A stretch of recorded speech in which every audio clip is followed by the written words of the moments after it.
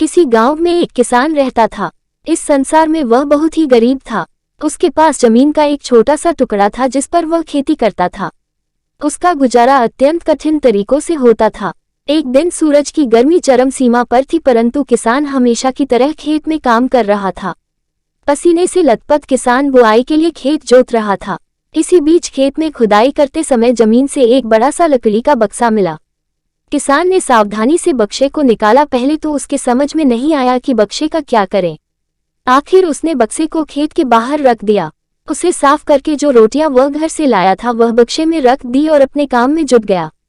दोपहर को जब वह खाने के लिए रोटियां निकलने के लिए बक्से के पास गया तो हैरान रह गया। उसमें रोटियां ही रोटियां भरी हुई थी। तब किसान को पता चला कि वह जादुई बक्सा था। उसमें जो भी चीज डालो उसका 80 गुना होकर बाहर आता। जैसे एक मूंगफली का दाना डालो तो तुरंत उसमें से 80 दाने निकल पड़ते। किसान ने तृप्त होकर खाना खाया और उसके बाद किसान संतुष्ट होकर बक्से को घर ले आया। बक्सा मिलने के बाद किसान बहुत खुश था। उसे लगा कि उसके सब दुख अब दूर होंगे। वह लालची नहीं बल्कि धैर्यवान व्यक्ति था। उसने बक्से का दुरुपयोग नहीं किया। उसे जब भी किसी चीज की जरूरत होती तो बक्से से तुरंत प्राप्त कर लेता। समय गुजरने के साथ साथ उसके बक्से के बारे में गांव के जमींदार को पता लगा। जमींदार बेहद लालची था और उसे लगा कि ऐसी ही जादुई चीज पर तो उसका अधिकार होना चाहिए। उसके आदेश पर जमींदार के लठठेठ किसान को पकड़ कर ले आए। उसने किसान को धमका कर कहा, बक्सा जिस भूमि से मिला से है वह मेरी जमींदारी में आती है, इसलिए बताओ उस बक्से पर किसका अधिकार बनता है। किसान बोला, यह ठीक है हुजूर कि यह भूमि आपकी जमींदारी पर आती है, पर बक्सा जिस खेत से निकला है उस पर मैं खेती करता हूँ, अतः इस बक्से पर मेरा अधिकार बनता है। किसान गिड़गिड़ाया, लेकिन जमींदार ने बहुत धमकाया। बक्सा पाकर जमींदार बहुत खुश हुआ, मगर किसान का रो रो कर बुरा हाल था। जमींदार की अब चांदी हो गई। वह जो चाहता बक्से में डालता और उसे कई गुना पाकर खुश हो जाता। कुछ लोगों ने जादुई बक्से की खबर मंत्री जी के पास पहुंचा दी। पहले तो उसे विश्वास नहीं हुआ, फिर उसने अपने विश्वस्त सेवक को बक्से की सच्चाई परखने के लिए भेजा।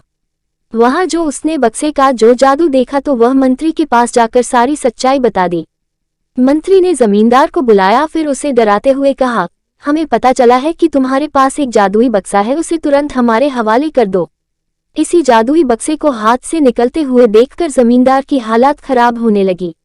उसने मंत्री जी से बहुत विनती की पर मंत्री नहीं माना। बक्सा पाकर मंत्री मतवाला हो गया। विरोधियों को यह अच्छा मौका मिल गया।